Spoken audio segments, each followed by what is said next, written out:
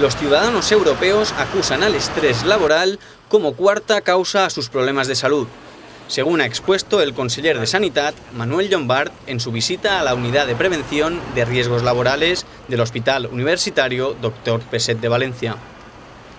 Manuel Llombart ha aprovechado el acto para anunciar la firma de un convenio entre la Universidad de Valencia y la Consellería de Sanitat, que permitirá identificar y evaluar los factores psicosociales en el ámbito sanitario que pueden conducir, entre otras consecuencias, al estrés laboral.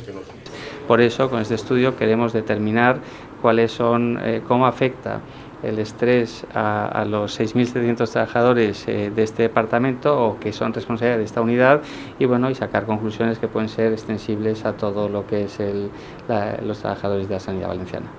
El estudio de estos factores con los profesionales sanitarios del Departamento de Salud de Valencia, del Dr. Peset, también se realizarán en los departamentos de salud de Xàtiva y Gandía, extendiéndose después al resto de departamentos.